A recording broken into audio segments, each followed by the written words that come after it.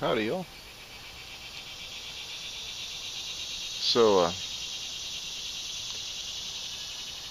planning on entering, there's a local shooting club. It has matches every month, and I am planning on entering this weekend's match with my Snubby. So I went out last night to do a little practicing, and I discovered two problems with my Snubby. The first problem was I tried to do a drill where it's like 6 shots and then reload and then 6 shots, and obviously it's a 5-shot revolver. I'm going to have to do a little bit of juggling for that drill, but for that course. But anyway, I empty my cylinder and I go to do a reload, and well, the fresh cartridges will not load all the way into the cylinders. What in the world's going on? And I look at the revolver, and I was shooting my reloads that I've made with that little hand loader kit from Lee, and doggone unburned powder all over the revolver.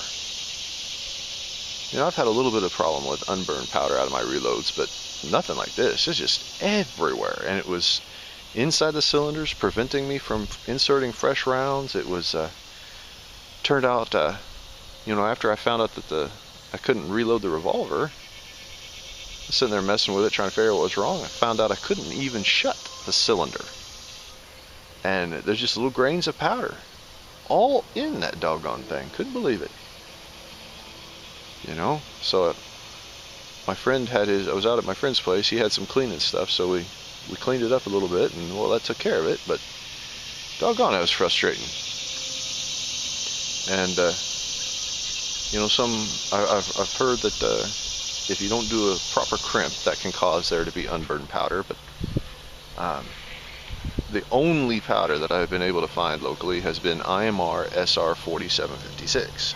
It's the absolute only powder that I've found local for 38 Special, and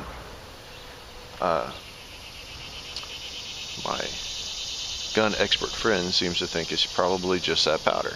But I had a few other rounds that I had done a tighter crimp on.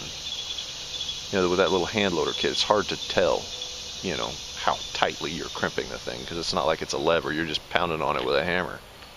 But I shot a few of those with the tighter crimps, and they still had unburned powder. So I don't know what the deal is. But once we got that taken care of, I discovered a second problem. Now, with target loads, this gun has always shot 158 grain loads. This gun has always shot directly to point of aim at 7 yards. And my friend was making up he'd make up a handful of reloads on his equipment for me to try out, see what I thought of them. And they're all hitting 1 inch, 2 inches low. What in the world's going on here? And I had just a few factory loads left in my stash, so I put those in there, and